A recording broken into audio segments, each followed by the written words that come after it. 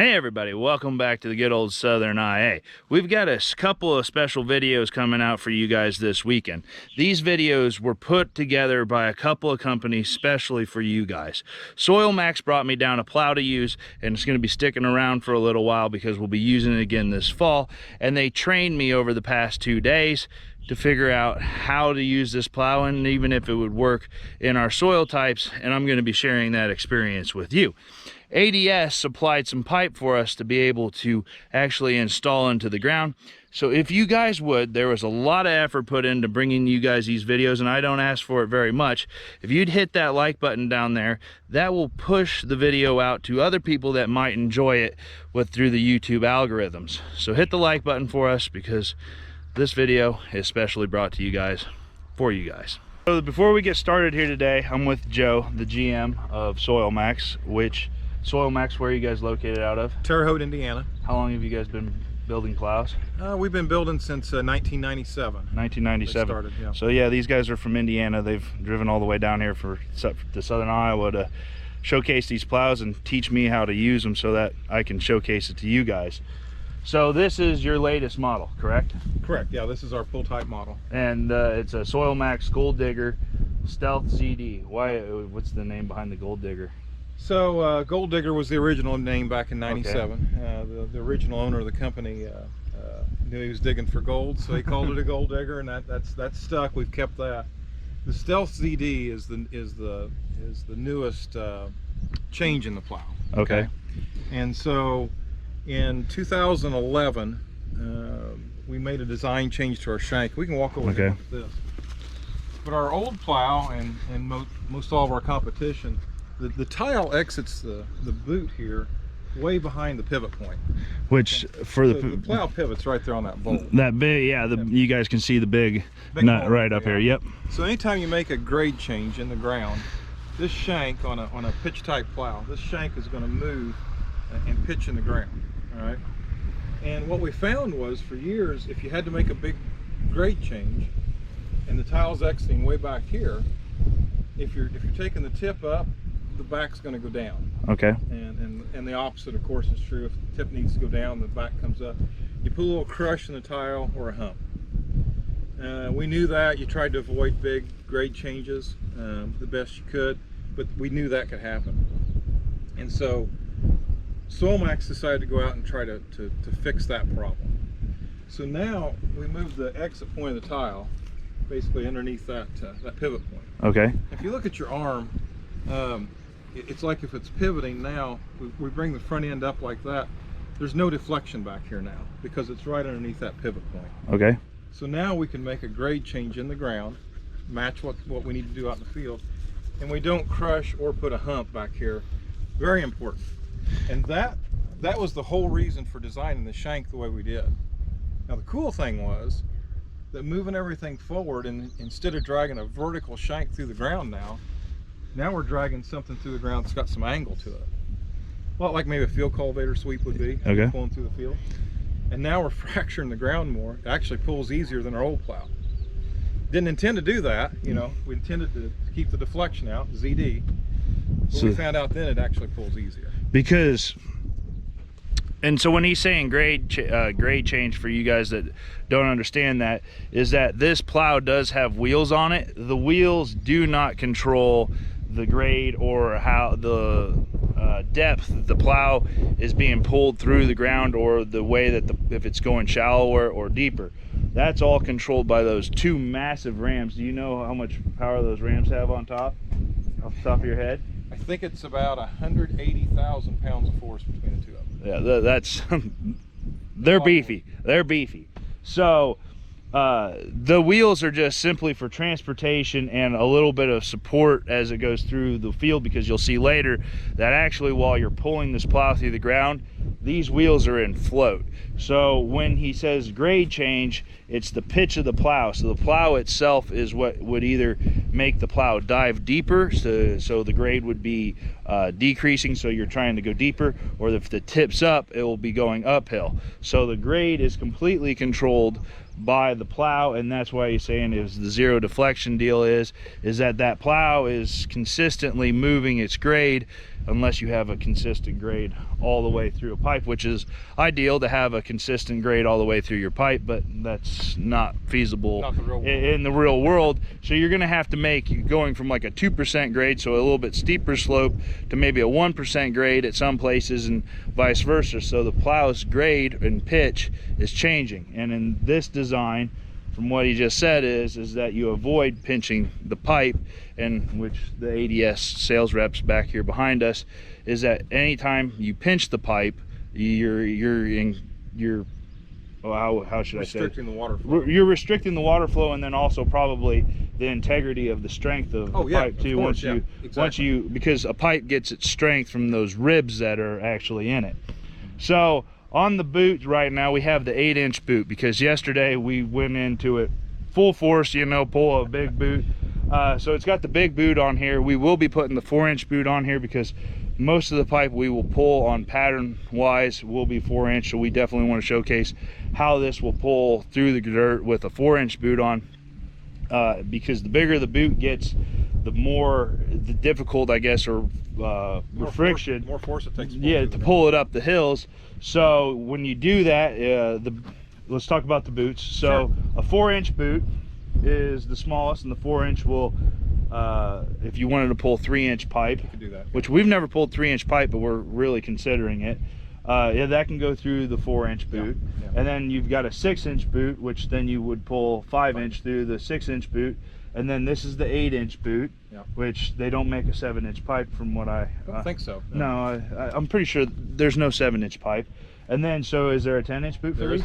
There's a 10-inch boot for these. And is that as big as? That's as big as we go. And you don't want to pull anything bigger than 10-inch. And I mean, 10, not necessarily the size becomes the issue. It's probably the flexibility of the pipe when you get to that size. So especially at 12, that's why we don't have a 12. When you guys have probably seen me wrangle some 10-inch like pipe to try when we've been using a wheeled machine to get in. Imagine trying to fight a big snake, and it's like, you got to be, it'll wear you out. Even watch the video. Watch the video. You'll see how bad. There's probably some parts of it where it actually could showcase how hard it is to wrangle some of that pipe that gets cut out because of some creative words that gets used every now and then when you're trying to do that. So later on today, you will see us make a change back from the 8-inch boot to the 4-inch boot. So when we go to change a boot, which you guys will see this, what do we all have to change on the plow? So the first thing you're going to do, or one of the things you're going to do, is you take out 4 bolts. And this is our shear, okay? So anytime we change the boot, which are the 3 black pieces on the back, we're going to change this shear. And this shear just takes 4 bolts. It'll take you longer to clean the mud out than to take the bolts out. But anyway, the reason we change the shear every time we change the boot is this is how we're actually shaping our trench, man. Is we shape that trench starting right here. We designed it. So we're cradling, it doesn't look like it this way, you know, you're going through the ground, but you know, we've got a flat spot on the bottom, we got 2 angles coming up on the sides. We're touching that tile at 3 points. If you talk to the ADS guy, Michael, you know, he likes that design. They like how we cradle that. We're not going to let that tile get egg-shaped or oval in the ground. And that's where it starts. So we're always going to change this part when we change the others. Okay. And for one thing, it's going to pull easier too. Oh, because this has to be, this 8-inch, that's probably 12 inches wide or better, I'd guess. And then so like a 4-inch is about 7 inches wide, so you're dragging that much less through the dirt when you're doing a 4-inch boot. So we're gonna pop this off. Some guys do this first, some guys do it last. Doesn't matter. We're gonna pop this off, put the other one on, tighten it up. You're done. Again, it'll take more time to clean that mud. What kind of metal is that made out of? So that's an abrasion resistant shear that we manufacture those in-house at Terre Haute. So we buy a blank, we cut the bevel on it, put the holes in it, do that in-house. But it's an AR abrasion resistant. So you can see it's got a cut point here, and this is a wear point for the plow. This is a wear point. And in the book, which we won't go into it too much here, but you want to have what this is called the skid. Right? Is this the skid? The heel. The heel. You want it to be just a little bit lower than the heel of the plow, and so this is a wear point for the plow. He said that this would probably be the last 8-inch that you'd ever get. but that also is going to depend upon your soil types. For us, we have a lot of clay, but if you're in like a rocky situation or a sandy situation, imagine just having sandpaper. Yep. You drag it across. Or a grinder. Yeah, You know. a grinder. You know, there's a lot of force and friction down in between there. So after the shear, we got to move to the boot part of the plow that we're going to change. So inside here, there's a 1/2-inch bolt that holds these two sides on. Okay, so we're going to pop that nut off the bolt. All right, we've got 3 posts that hold these sides on. You guys will see that. You'll see it. They're tall enough that we can actually let those kind of fall out before we can get our fingers in there and pick it up, and they won't fall on the ground. But anyway, there's 1/2-inch bolt there. Up here, we'll clean the mud out after we put this next 8-inch in. There's a 1/2-inch bolt here. If you're putting the 4-inch on, a couple of guys can put it on pretty easy. The sides a guy can put on. You're going to see us hook this up to the excavator. Then we'll take the 8 or the 10-inch off. You either need an excavator or you need 2 or 3 really good friends that are tall and beefy. I mean, because these things have got a lot of steel in them. And then if we look here, so this has a poly on it, which is which the way that this works surprises me. And the whole deal is to make this plow pull easier through the field, because you want to be able to be efficient throughout the day. And the poly, this has a lot of friction running along the edge of it, so it's actually a replaceable piece that's riveted on here. But if you look, the metal has dirt all over it that's stuck to it, and look at the poly has no dirt stuck to it. So this will pull through the dirt easier because it will create less friction, and it's also now another replaceable wear point. Now the only time that we don't have poly, Ben, it's not around here, but for our friends that have a lot of stones, a lot of sharp granite type rock, we can replace these with an AR steel. Okay. It's going to pull a little harder, the dirt is going to stick to it more, but there are some guys, Wisconsin, some Michigan guys, that will actually just tear this poly up. Okay, so the rocks are sharp. So here's a question for you. Okay. Is that I get on the internet and I'll read about the way plows pull and stuff, and the Gold Digger is one that is suggested the most for ease of pull, but everybody says, oh, I don't think I could pull that in my dirt, and I don't think I could pull that in my dirt. And I'll be honest, I think that we have some tougher dirt here because we got a lot of clay, and we don't have that much depth until we hit clay, and then once we get through our red clay, we get to a blue clay, and that stuff's really pretty tough. It is. Where's, in your opinion, which I've asked a couple people this, and you might have just mentioned it, where's probably some of the toughest dirt for the people that might be thinking, oh, I don't know if I could pull that, and if we can pull it here, I mean, I would have a hard time believing it that people really couldn't pull it about anywhere. So it's clay content. Right? Clay content. It's just clay content. So we've got the blues and the reds. The blues are tough, you know, and but what we've always found is that by and large, at some point in time of the year, you can pull through that clay. You know, you can get something going. What we like is dry on top, wet down below. That's seems to be the easiest. What we're doing here, where it's dry everywhere. We are extremely dry, like 3 foot down, very little moisture left. So this we're pulling in today is really hard ground, like extremely hard ground, because we haven't had a measurable rain in probably going on a month now, I would say. That long. Yeah, so we are extremely dry right now. So for those of you that know what a tile probe is, we couldn't get a tile probe in the ground. No, you couldn't.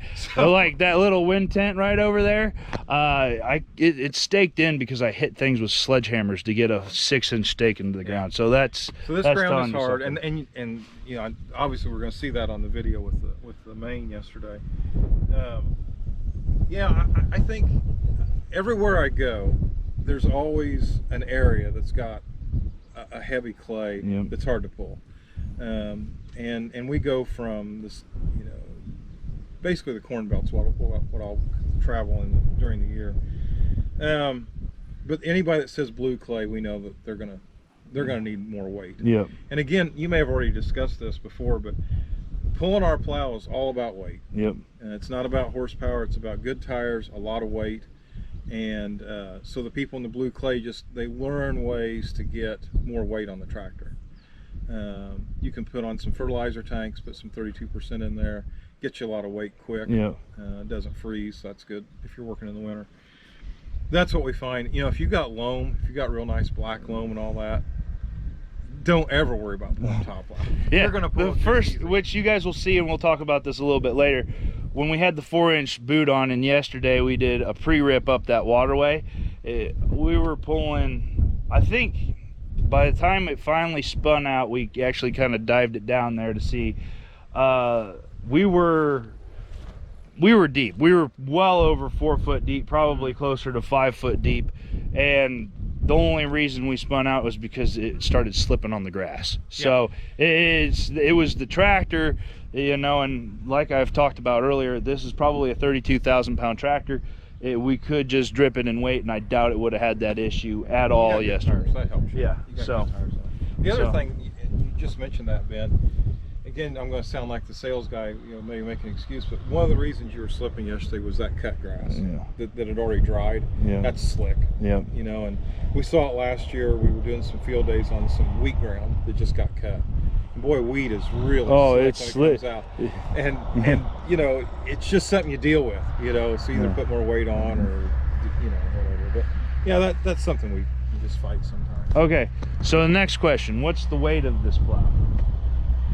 This plow, I'm pretty sure, weighs 6,500 pounds. 6,500 pounds. Yeah. And it is T1 steel, from what I've read. Yeah. So what is T1 steel? So T1 steel is a steel that it's a product that, you know, you can change the carbon content, you can change all the metals that go into steel, and you get different strengths. So a T1 steel has got about 101,000 psi yield strength. Okay. So your typical steel that you just go grab a piece of steel you might want to weld on or something like that, it's around 36,000. Okay, so this is like maybe 3 times stronger than that, just a mild steel. Now what a lot of people use in farm equipment is a 50,000 pound steel, PSI steel. A lot of shanks are built with 50,000. And so what we find is, I'm not going to tell you that our shank's any stronger than anybody else's. What I'm going to tell you is it's as strong as everybody else's, but it's thinner because we're buying a steel that's got more strength to it. Okay. And then we actually laminate it. You might want to, I don't know if you can see that very well or not, but we've got 3 pieces laminated here. And that's what the guys do back in Terre Haute at the shop when they make shanks, is they're laminating these 3 pieces. Much like a piece of plywood is stronger than just a piece of, you know, regular pine, the same thing. Okay. You know, so we're welding those together. That's how we also, the guys back in the back are artists and they do this. You know, that's how they keep these shanks straight, is changing how they do these welds and alternate them, keep that shank straight for guys like you, because you want this shank as straight as you can going through the ground. You don't want a little bow in it. But anyway, that's T1. Our side plates for strength are out of T1. You know, the tubular, of course, is tubular steel. You know, you're not going to buy a different grade of that. So we'll weld on plates to keep that extra strong. Okay. And that's where we get our strength, and that's where we get our low weight. So this plow isn't the base model of plow. We have some upgrades on this plow currently. Yep. So there's a couple upgrades. One, we make 2 models of the pull type plow, 2 different cylinders, and you've got the 7-inch cylinders instead of 6-inch cylinders. For guys that, you know, you mentioned you want to put 8 and 10-inch in, and we knew you told us ahead of time you had a lot of clay. Yep. We're going to go with this 7-inch model. Okay. Pretty cheap upgrade, $1,000 I think. You know, and then you just got bigger cylinders to hold back bigger tractors. Yep. Or more tractors in your case. That's one upgrade that's on this plow. One upgrade that we've got on here that's we can add in the field is the walking tandems. Okay. Walking tandems are great because anybody that's been around farm machinery knows a walking tandem really levels the ride out, makes it smooth. What's important for a tile plow on being smooth is actually making that survey coming back. This keeps your GPS receiver, which is up there, from bouncing too much. And this, well, I actually put this on here because when it was shipped, it didn't have the walking tandems on it. definitely 100% upgrade to the walking tandems. A, not only that, it will ride smoother across the ground, but B, it really uses the same, you actually move the whole width or stance of the plow out about 8 inches or 9 inches on each side.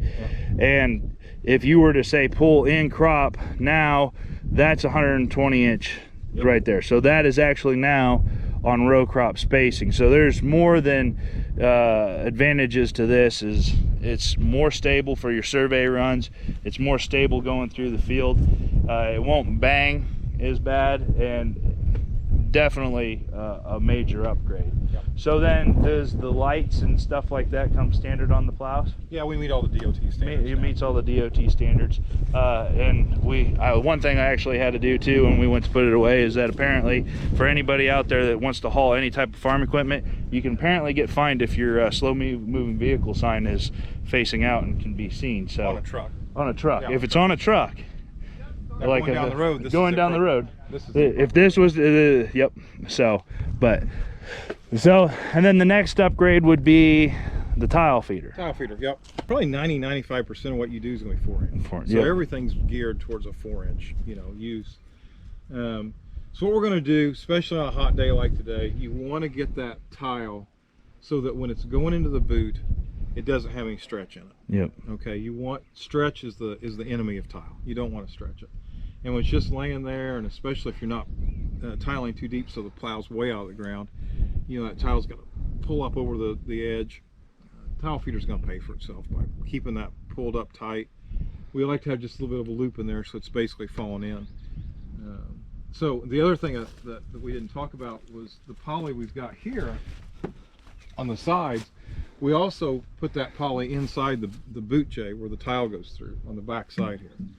So that tile can come through there and it's rubbing, instead of rubbing on steel, it's rubbing on that poly. Like you said, look, I mean, the dirt's stuck here to the steel, stuck there, but not on the poly. So we're trying to do everything we can from the Soil Max perspective, keep that stretch out of the tile. Someone asked, how is this hooked up to the tractor if it had to have a special mount like a scraper? Nope, we're just using the standard hammer hitch. Yesterday we had to hook up today, and we will be hooking up today, just as we're not going to pre-rip, we're just going to pull 2 tractors to pull an 8-inch main in with. There's a tow cable. The tow cable hooks directly to the plow, so you're not actually pulling on the tractor. And then we use a rope on the front end of that, and there's actually 2 locations that you can hook to. You can hook one there. Good point, Ben. Yeah, because on the pull type you're going to want to hook there. It's a shorter cable. Yep. But on every plow we make, we actually have a tow point that goes right up here. So our 3-point plows, this is where you're going to hook up. Of course, the 3-point's going to be a lot shorter, but you can throw a tow cable right there, run it underneath the tractor, and then up to the tow tractor. So I think we've walked through the plow here. If you guys have any questions about the plow, I'll continue to use this for a while, and I'll get the answers for you guys. You just have to ask them down there in the comment section. Yep. Because I'm around this stuff. I've helped put pipe in, so I feel like I have a somewhat of a grasp about what this machine should do, but there's a lot of people probably out there that don't, and so the only way you guys can learn is by asking the questions. Right. So time to get to work.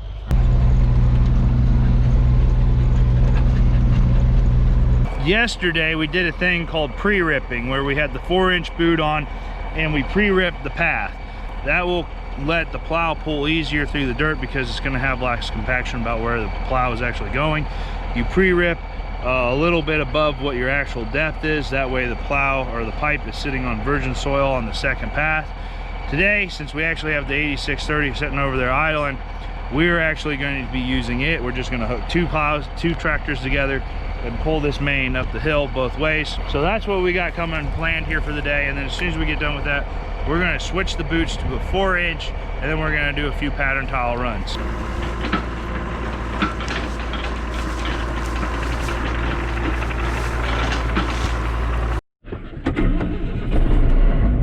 Okay, so now we're in here in the field where we're actually going to make the run. We're actually at the top of the run, which if you guys can see it, there's a little white stake right about in front of the center line of this tractor there. That's where my dad wants to put a tile inlet at one point in time, but we're just pulling in the run today, so we need to start our survey. Ryan's going over here is going to walk us through again how we're going to make this survey run. What's important when you go to do the survey is you need to make sure the plow is pitched all the way up and your wheels are all the way in the transport position. Our satellite is green, that means we have good signal. And as soon as I click start survey and start driving forward, you will start to see this bar graph plot a course here. So earlier we talked about the walking tandems and how that's an upgrade. This is one of the places that the walking tandems will shine. It's gonna run the plow smoother over the dirt or over the ground. So I'm surveying kind of slow because Ryan's riding here with me, but you can survey a little bit quicker if you wanted to with the walking tandems. But what we're going to be looking at for getting a good survey run is this line right here that it's plotting. We don't want it to be looking like a heartbeat sensor or anything like that. We want it to have a good survey, good smooth line. Like you can see here, we've ran 150 feet so far. We've already lost 5.5 feet in rise, and our average grade on this run is 3.5%. So now that we've got the survey done here, you can see the total distance is 992 feet. It'll be a little bit longer than that because the survey point is actually the globe on the plow, correct? Yep. So we're going to be a little bit longer than that. My total rise is 27.5 feet from where we're here to where we're going. And the average grade is 2.77%. But now, before we switch everything around, we're going to make sure that we can make the tile run that we want to do. So we're going to switch to this from survey mode to install mode and plot the course of the tile run. 44 at our max at whatever would fit. Minimum depth of 44.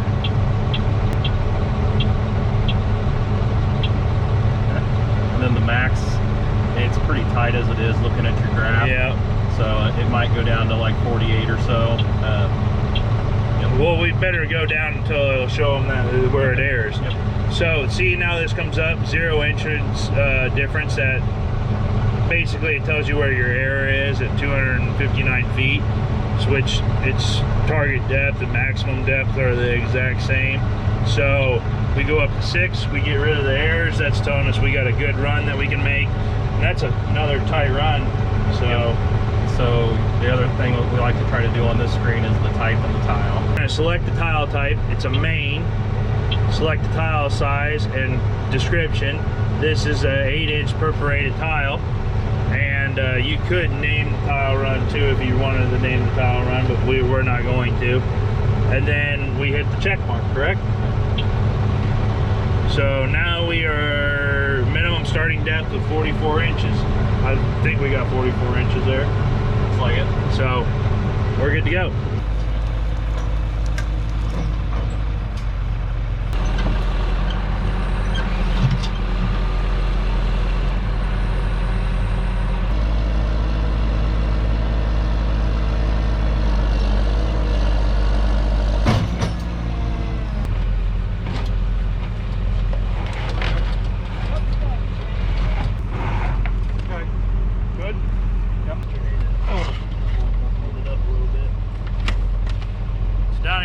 Michael, the ADS salesman who has sponsored the pipe for the runs that we're making here today. And what we're doing now is making the double wall connection, which this is the double wall, which double wall just means 2 linings of plastic, correct? Yep, so for dual wall, for single wall you have a corrugated exterior, corrugated interior. Dual wall is going to have a corrugated exterior, smooth interior, so it can carry more volume of water all at once. And it'd be higher pipe stiffness, so you can go stronger than single wall. But we can't run a dual wall through the plow. So the stiffness of this, when we get to a shallower depth where tractors aren't going to be running down here, so it's not that big of an issue, but it'll give the pipe more strength when there's not as much dirt on top of it to support the structure of the pipe. Which he's actually told me some pretty interesting stuff about, like recycling the plastic, which we'll talk about later. But what we're going to do now is I'm going to try and get him to demonstrate what the proper way is to bed in the pipe when you have these start holes, to make sure that you have good support on each side of the pipe. That way the pipe holds the structure. Yep. I think that's something that exactly. So the way plastic pipe works is the weight's going to get distributed to the top, and then the weight or the energy will be dispersed to the sidewall. So you want to just make sure you line correctly, just to have that sidewall support. So if we look at this here, what we're going to be doing down here in the hole is that when we, since it's a flat bottom to this, is that we're going to make sure that we get dirt into those areas where if it was flat, it wouldn't have the dirt. So that's when we backfill this, is that we're going to make sure we get dirt into these. Yeah, and when we connect the 4-inch, we can really show that. Okay. Yeah, it's a little bit easier to show with 4-inch, but Yeah, they're odd.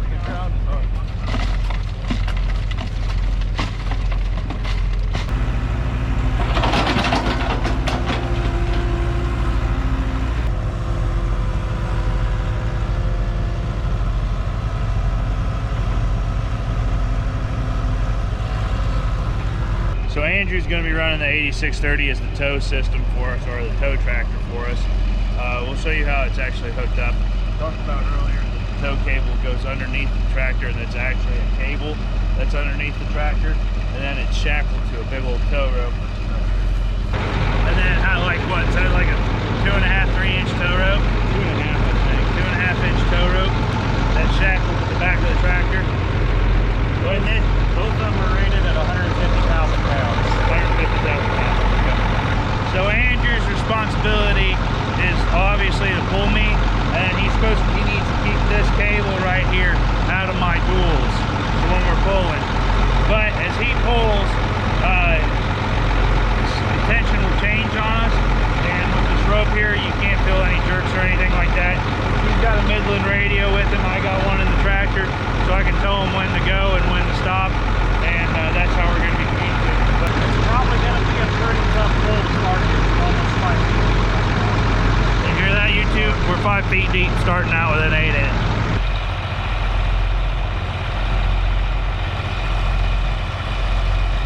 Bandit, come here.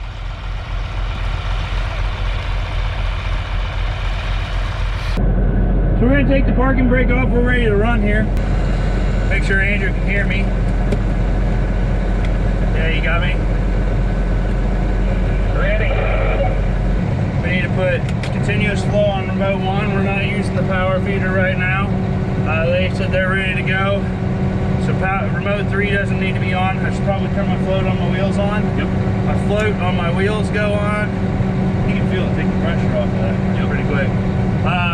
And then I hit start install. Yep. And I hit your diff lock when you take off too. And then I can actually put it in now.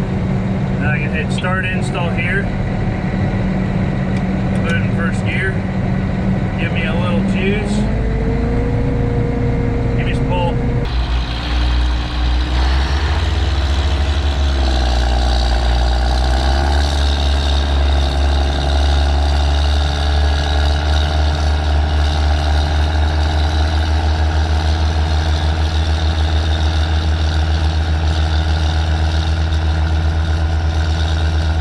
That's just even that ground.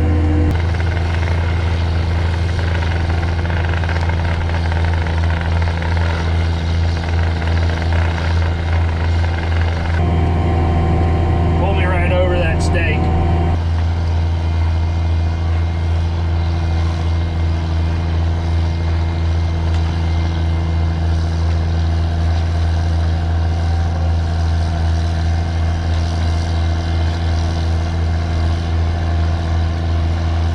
You got them.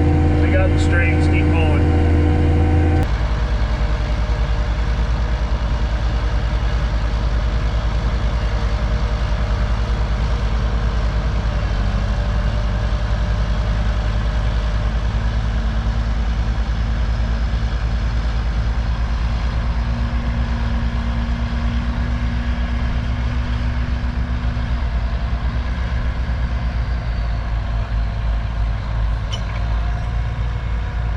It's kind of loose. Yeah. It'll start falling in, gets moisture on it, it'll start falling in. So, You want to talk about how dry we are down here? It's like there is not a dark piece of dirt I see there. It's like dry.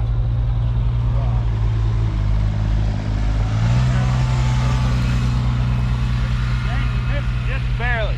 Just put it right back in the middle. Look at that. We didn't even disturb the steak. That'll work. So that run was 920 feet, went perfect. So there was one thing that we forgot to talk about before we started this whole deal while we were talking about these tile plows. If you notice here on the boot, it's got a little flapper here. Well, most of you might think, hey, it's so that mud doesn't go up into the boot. That is correct. But actually these flappers are weighted and it will actually push down on the tile, and that will actually hold it down into the ground as the dirt starts to fall on it. So it actually has dual purpose, keeps the mud out of the shoe or the boot, and then it will also hold the tile down in the trench. Get Tom working. Yeah, No, here we go. So the man running the probe here is Tom, who is the territory manager for west of the Mississippi. If someone was interested in getting some more information about one of these plows or finding a dealer, what would be the best way to go about that? Call Solmax directly, or we'll put them in contact with a local dealer. Should I ask him a harder question? Yeah, please. Okay, what's the exact root of pi? 3.14. Well, you gotta go a little farther than that. Everybody knows that one. Oh, that's how I get there. Pie goes in the belly. I would, yeah, that's what I was gonna say. The exact root of pi is from the plate to my mouth. That's the exact root of pi. So if someone was interested in a plow, Tom, what are some of the options that they have for financing for sale? We have a really good strategic partner called Northland Capital. They're based out of Minnesota. Greg Pavich is our rep right there up there, and he gets financing from 3.49 to 3.99, anywhere from 4 to 7 years, and he can make something custom fit for almost any farmer. So you have multiple options for Yes. a one-stop shop with you guys to Correct. get yourself a plow. So you don't have to buy a plow for cash. You can run it over 7 years, and that way you can afford to put more pipe in, because you're financing for 7 years and making a smaller payment, so you can spend $10,000–$15,000 on ADS pipe and put it in the ground. Hey, there you go. Thanks, Tom. So now that we're getting ready to actually do a 4-inch lateral, we gotta dig a start hole to the main. And what we've started here is a little bit, Michael's down there in the ditch. He's trying to find the main with the tile probe, which looks like a really fun job in this tougher dirt. And once we hit it, we'll expose it, and then we can survey and continue forward.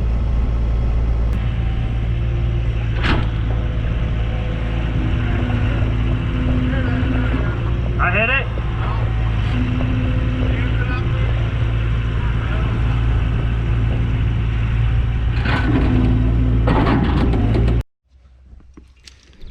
So Brian, you ready for your question of the day? What's my question of the day? As the marketing manager, where's the next trade show or event that someone could get a chance? I knew this was going to be a bad question, because with the COVID deal going on, about everything's about canceled, but where's we're moving the everything online. Everything online? Yeah, so webinars, we're creating a video series as well, so everything's going digital the rest of this year. Okay, but in terms of trade shows and stuff like that, nobody's got anything on the book? No, Farm Progress show's canceled. You know, all the other outdoor shows are canceled.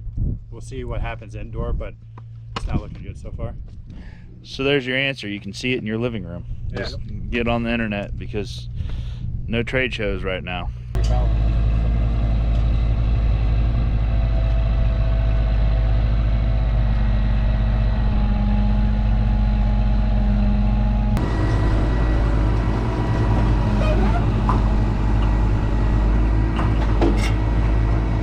Are you ready for your question of the day? What's that?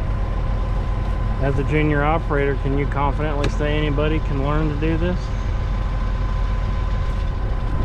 Yeah. Some of that pipe. I mean, it's not that hard to cut a string.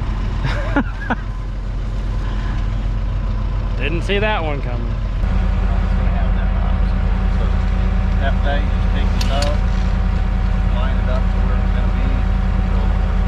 A new hole saw, it's sometimes easier to run backwards, just so it doesn't potential there. This one, on the last hole wasn't. But with tapsies, they don't work if it's going to be naturally low, like. Okay. And what we'll do is we'll a little bit extra, and then cut it and hook it. Because if, say, whoever's down in the hole doesn't hold on to it good, and it pulls a foot of it before he catches it, then it pulls it apart. You got to make a splice. So Yeah, that's one thing, is that you got to have somebody holding the pipe in the ground, acting like dirt, even with the tile feeder, because otherwise it'll just drag the pipe. So until it gets going into the dirt, you got to hold the pipe down there.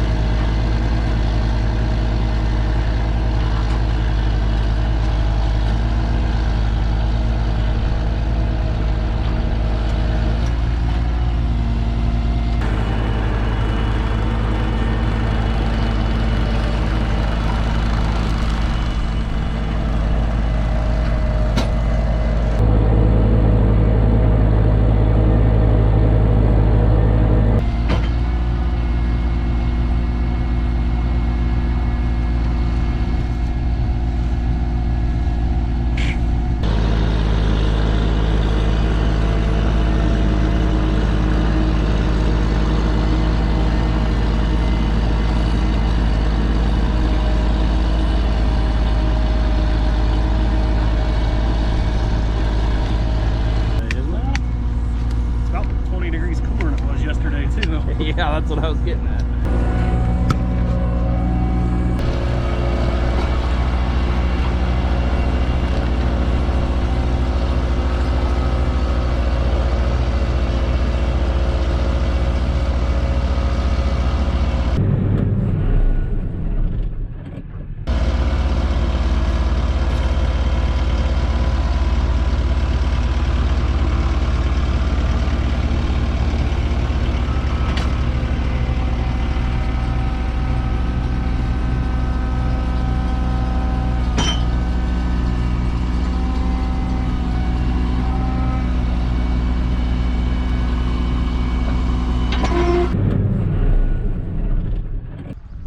Michael was telling me here that this is a pretty interesting fact, is that you guys see a lot of plastic going into the ground here.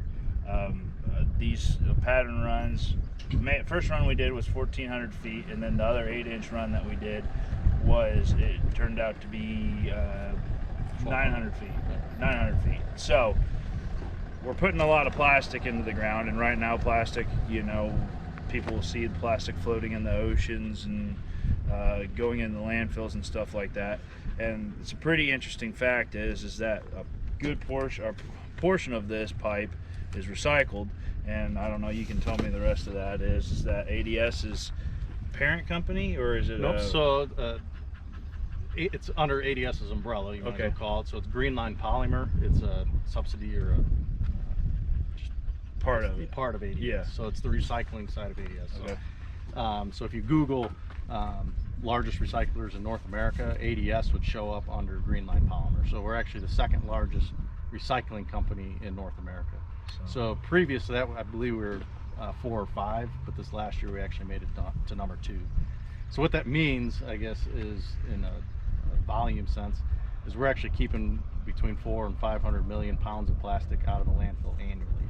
So we're pretty proud of that. Yeah. So like, one thing we're trying to do is even increase that number. Yep. The more we can do, because we're using it all. I mean, to your point of virgin versus recycled, we are using some recycled in our products, and we do have a product line solely for virgin, but we're vertically integrated, so we're able to use recycled products in our, or recycled material in our product. so this is a green way of recycling plastic, is we use it for agricultural purposes, and construction purposes also use pattern tile as well. Yep. And going back to a virgin plastic, that means it's a plastic that hasn't been in anything yet so far in its lifetime, versus we were using the example as we were filling up the excavator this morning, is that the gas tank on top of the generator is plastic, and say that had a defect in it, that they could take that plastic, recycle it, as in chew it up,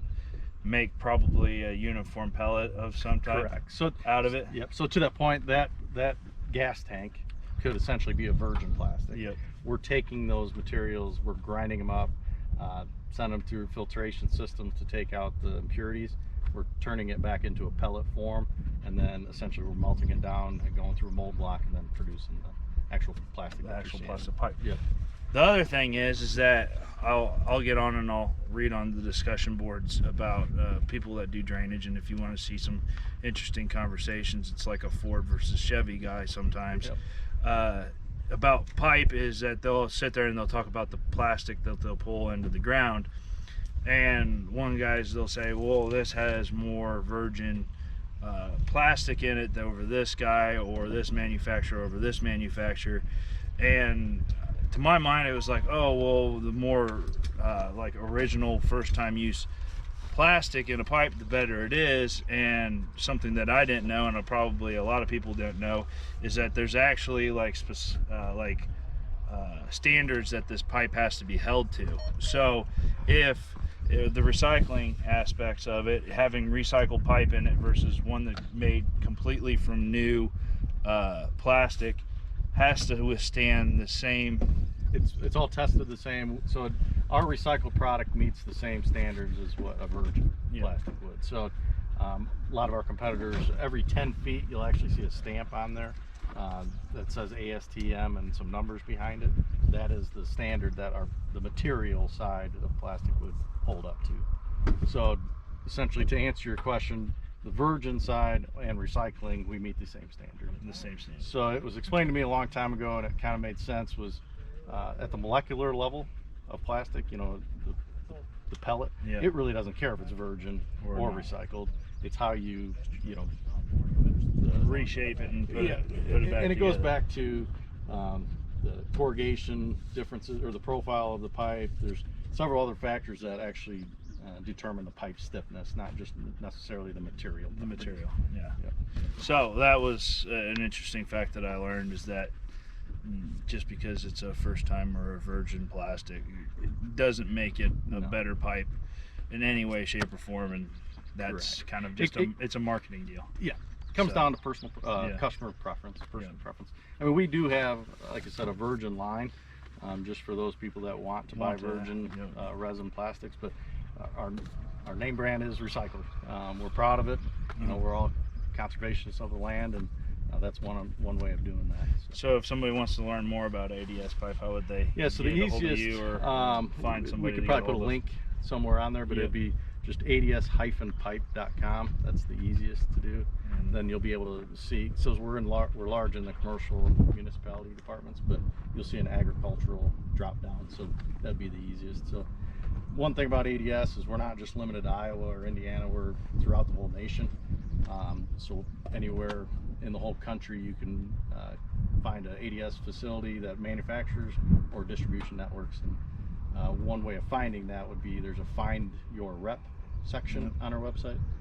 Click on that and you'll be able to go through the state and county that you reside in, and they'll put you in touch with somebody. So that'd be the easiest. So. Well, thank you very much for thank you guys for having us here. Supplying the pipe.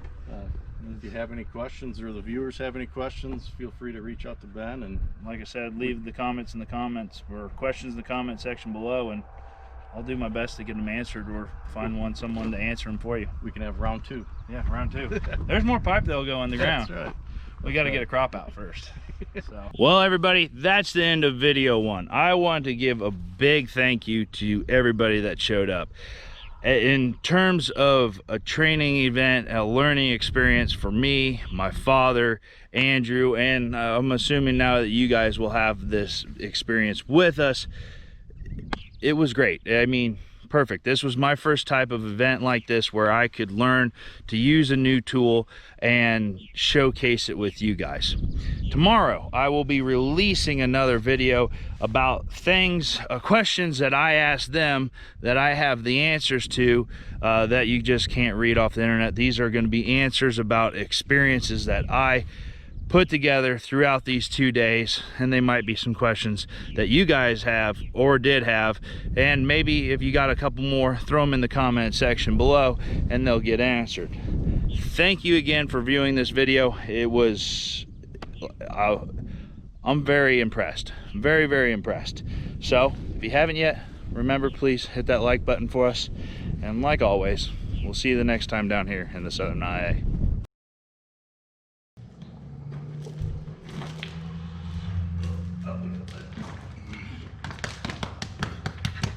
Let's go just down.